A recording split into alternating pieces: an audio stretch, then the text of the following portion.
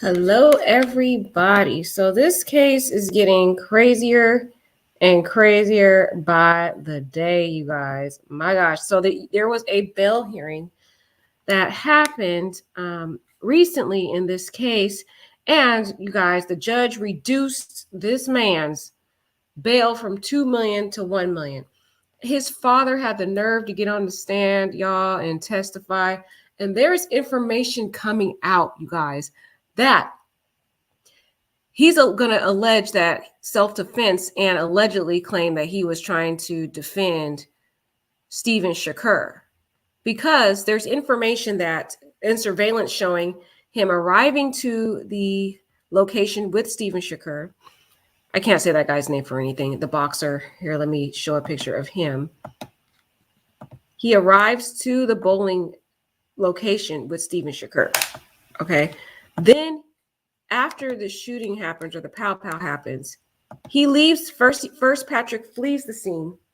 Then he returns back to the bowling alley to pick up Steven and then leave. There's also phone records showing that he called Steven Shakur like shortly thereafter the shooting or pow.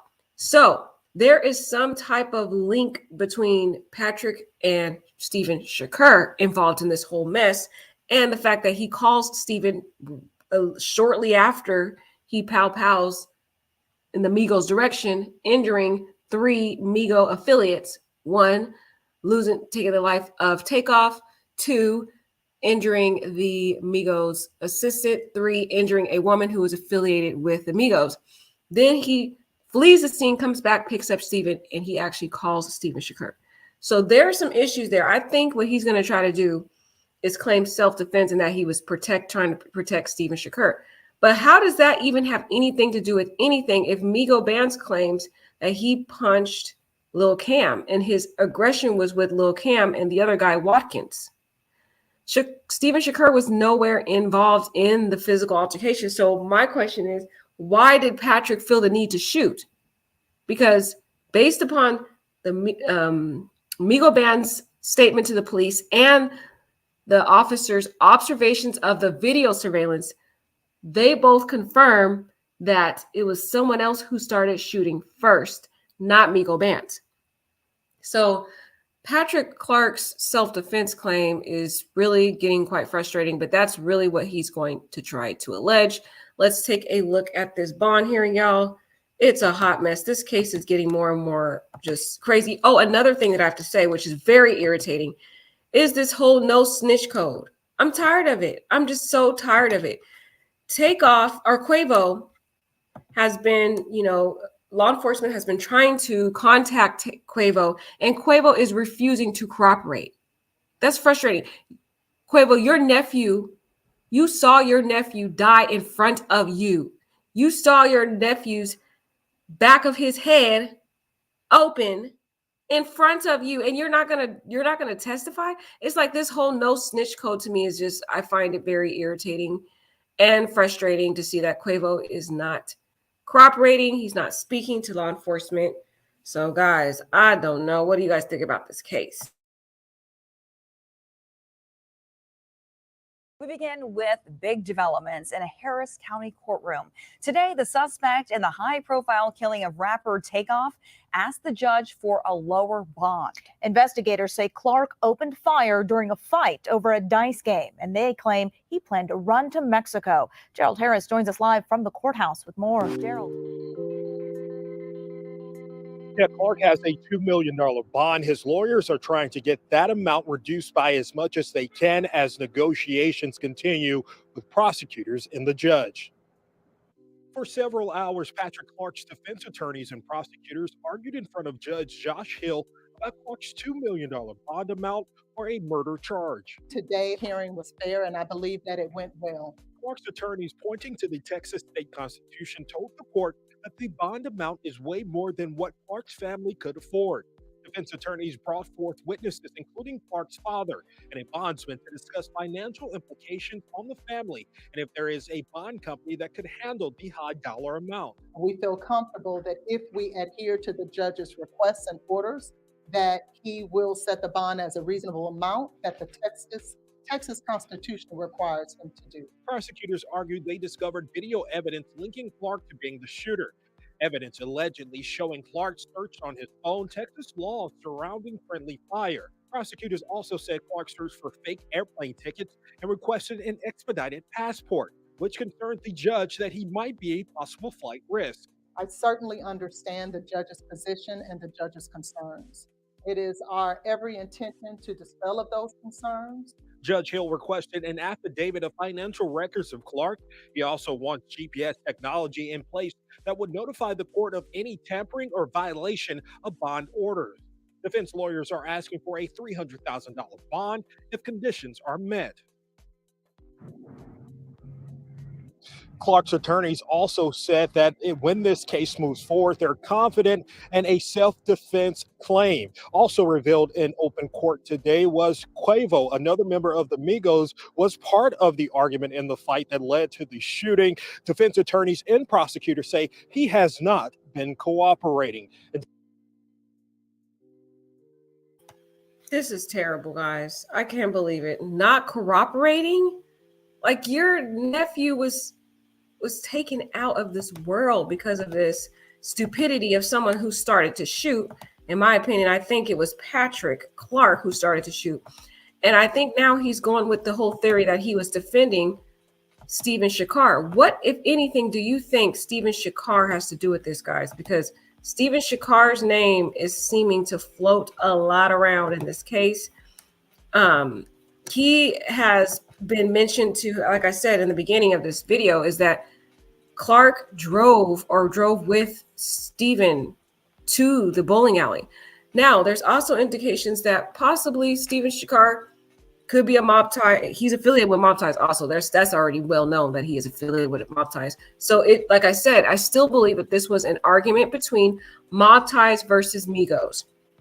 When that argument happened, Stephen Shakar, in my opinion, is affiliated with mob ties also. So either way, as I mentioned in my prior video, Patrick was defending mob ties. It doesn't really matter which mob tie member he was defending. At first, I thought it was Lil Cam, but there's information coming out that he drove Stephen Shakar, the boxer, to the bowling alley, and then after he did the pow unaliving Takeoff and injuring two other Migo affiliates, then he takes off, then returns back after calling Stephen to pick him up. So it's like, was he trying to defend Stephen? And if he was, how does that have anything to do with this?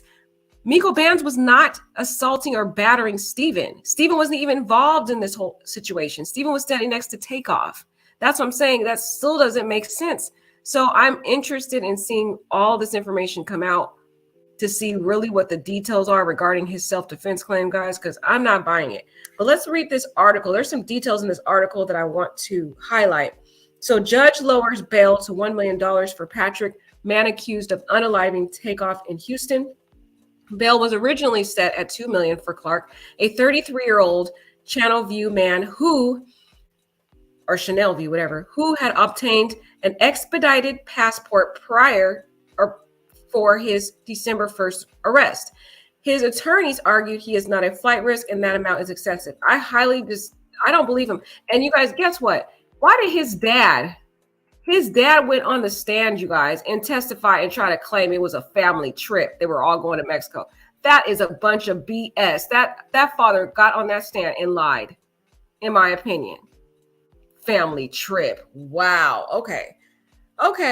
That sounds like a lie to me. But anyways, a Harris County judge on Wednesday lowered a bail to $1 million for Patrick Clark, the Houston area man accused of fatally pow-powing Migo rapper Takeoff during the early hours of November 1st. Clark, 33, has been jailed since December 1st and had a $2 million bail after prosecutors argued he was a flight risk because he obtained an expedited passport shortly before his arrest. Judge Josh Hill of the 232 3rd District reduced the bail amount by half after a bond hearing Wednesday in which Clark's father, Joseph, took the witness stand and reportedly said, listen up, guys, his son had pre-existing plans to travel out of the country with family members, also offering to use their Channel View home as collateral in an arrangement with a bail bonds company. Do you guys really believe this, Dad? Because the first rumor I heard he claimed was that he was supposed to go out there and DJ for an event. Now his father gets on the stand, and there's a whole new story for this passport, saying they had pre-existing plans to travel. This dad is probably lying. Like, these parents be getting on my nerves. They always be lying for their kids, in my opinion. I just don't. Let me know if you believe this lie that he had a pre-existing plan to travel out of the country with family members. Let me see these family members in. For real, I don't believe it. Attorneys for Patrick Clark wrote in a Monday court filing that his family could not afford to come up with the required $200,000 deposit associated with $2 million bail, calling it excessive and unconstitutional in their motion. Okay? In their motion, they're trying to say it's unconstitutional. Now they're saying today's hearing was fair. I believe it went well. Wow. Okay. This is just a whole bunch of baloney. I can't believe it, guys. I cannot believe this. So do you guys believe his whole story? Do you believe this man's story that he had a trip with his family, a family trip? And I hear it was a fake. He had like a fake passport. Was it a fake one or a counterfeit one? There's another video I want you guys to pay attention to. Let's take a look at this other video, see what you guys think about this whole situation here.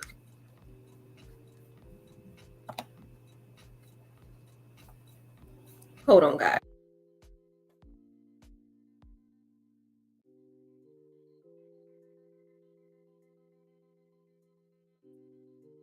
Migos rapper Takeoff is in court for a bond reduction hearing. Our Michelle Choi joining us live from outside that courtroom. And Michelle, the court's on break right now?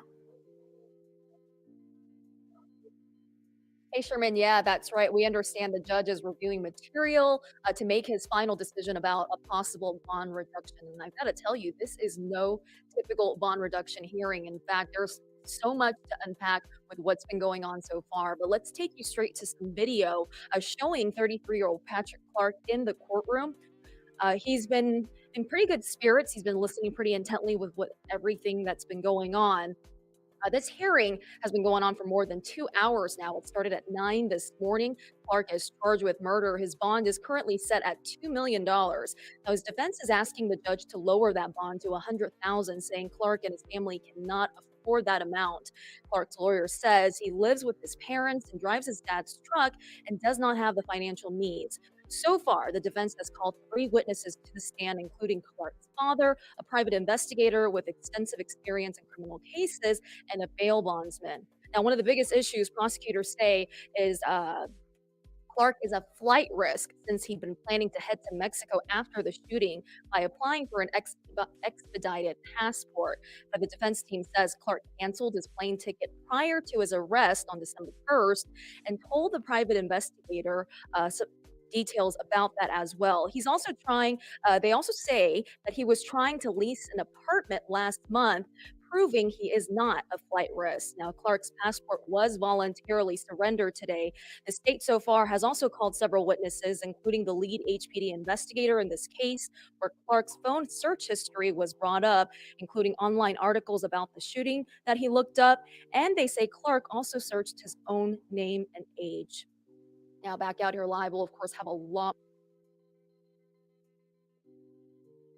And they failed to mention, you guys, that he also was researching friendly fire too. Yeah, he was researching friendly fire. So he already knew that he was going to be charged with this crime. People over here trying to take up for this man, telling he innocent. No, he's not innocent. How was this friendly fire when you started firing first, Patrick? There was no need to start pow-powing, in my opinion. Because based upon the video surveillance allegedly and the statement from Migo Bands, somebody started pow-powing first, and they said there were 2 shooters. So we can only conclude, in our opinion, and I can only include in my opinion, humble opinion, that it was Patrick that started pow-powing. And why did he feel the need to do that? This was not friendly fire. This was somebody just out here shooting, claiming he's protecting Steven Shakur. Steven Shakur wasn't involved in an altercation. How are you protecting someone who's not even a part of anything? And Migo Bands was having a physical altercation with Lil Cam. It's not making sense, guys. So we're going to have to wait to see what happens with this case. Let me know what you guys think. This case is getting more frustrating. Quavo's not cooperating. I'm irritated with him. This is not making sense. This whole no switch code, it's got to go. When you got family members that are taken out the way Takeoff was unjustly ripped from our world, basically, from existence, I think you should stand up. Oh, Alicia says, why does he look older than 33, at least 40? Girl, tell me about it, girl. He do look old, though. Doesn't he in the face? Doesn't he? Let's take a look at that picture, girl. You right. You are so right. He do look like he about 40 years old. Look like he didn't live a long life. Because he'd probably be over here living a stressful life. But I'm just frustrated, you guys, that everybody keeps taking up for this man. Everybody. They keep saying, oh, he's a DJ. No, this man went out here shooting like a madman, claiming, how are you defending Steven Shakur? Steven Shakur had nothing to do with this. In fact, he was standing next to Takeoff. And the allegation is, based upon Migos band statements, is he punched Lil Cam, who was the direct person that was arguing with Quavo, because he thought Lil Cam was pulling out a firearm to rob Quavo. So it's like, his argument doesn't make sense. I'm really hoping that the jury does not fall for this self-defense thing, guys. This man already got away with a body over self-defense. He just going around taking people out, claiming self-defense every chance he get. He don't need to have a gun. I know, right? Tavia brought this out. She said, who searches their own name and age? Exactly. Who does that? What's up with his weird, suspicious searches? And then did you hear this man live with his mom? Live with his parents. He over here flashing. If you guys went to his Twitter, he over here flashing all these big dollar bills like he a baller. This man don't even have his own pot to piss in, but let alone flashing a firearm like he grown. He don't even act like a grown man. He act like a little kid. He lived with his parents. He lived with daddy. Drive his daddy's truck, you guys. He doesn't even have his own car. So how can he afford this expensive attorney? Because this attorney, she looked like she is not cheap. So what I want to know is, where he getting all this money? I feel like he is a mob ties, and I feel like, in my opinion, mob ties is paying some money to support this man. There were a lot of mob ties, in my opinion. Steve Shakur, Lil Cam, Patrick Clark, versus the Migos, because once Quavo started arguing with a mob tie member, it transitioned the whole composition of that group from being friendly people and being a friendly encounter to now mob tie versus the Migos. That is my opinion, y'all. This case frustrates me, guys. What do you guys think about Quavo, though, not cooperating? Are you guys all for that whole no snitch thing, even though your own family member, you saw your family member lose his life over somebody who escalated this fist fight into a whole shooting? I'm just like, make it make sense. Oh God. Let's see what they got to say. So attorneys for the accused man this fall, they obtained an expedited. They say he obtained an expedited passport. Let's see what else they're saying. Oh, they're trying to claim he has exceptionally strong ties to the community. I'm frustrated. They're about to give this man bail. The dad is going to put his house up for collateral, y'all. I'm like, how does he get to be free, but Cameron Joshua gets a no bond, and he's allegedly just there. They're claiming that he was not a shooter, and that if anything, they say he was being shot at. They're saying about Cameron Joshua. So why does Cameron Joshua get a no bond? But this man is accused of taking someone's life and injuring two other people, which I don't understand why the prosecutor has not included that in their charges. How come they're not filing charges for the other two victims? They are victims too. Just because they survived doesn't mean they are not victims. So I'm having an issue with that with the prosecutors. Okay, right. Tavia says she definitely requires a hefty retainer. She's put together. Doesn't she, Tavia? She looks put together, girl. I'm like, that girl look like she is not cheap. Okay. Her hair was laid. Outfit was just to the nine. Very pristine. Yep. Where's he getting that money? Because the family couldn't even afford his bond. So it doesn't look like they have a lot of money. They have a house, but they're about to put that house up for collateral for his bond. So where's this money coming from, y'all? Y'all need to answer that question. I'm thinking it's mob ties. I'm thinking this dude is a mob tie member who was defending a fellow mob tie person, and he shot at the Migos on purpose, which was not even necessary because nobody was shooting at first. He started the whole shooting. How's that self-defense when you're over here starting a whole shooting and you claim that you're defending Steven Shakur, who is not even involved? He's not even involved. He was a bystander. And then if he's so-called being the self-defense, right, he claims he's the bodyguard of Shakur, allegedly. That's what's floating around, y'all. Actually in writing, too, on some of the court documents. But anywho, because he really has some type of connection with the Shakur guy. He called the guy. He went back and picked him up. If that was the case, how come you left the person that you were security for? You fled the scene and Shakur was still there. He could have been pow too while you left. You abandoned the person you were supposed to allegedly protect, and then you come back for him. That's weird. I'm interested to see this case play out. Y'all let me know. This case makes me frustrated. I'm frustrated with Quavo in particular. I lost any form of small amount of, I didn't have any respect for the man anyway, but I don't have any more respect, if I even had some, for him, because his nephew was prematurely taken from this earth unjustifiably, and he should take part and testify. I don't care about this whole no snitch code they have going on. When it comes to family, that whole no snitch stuff should be out the window. But y'all let me know what you guys think about this.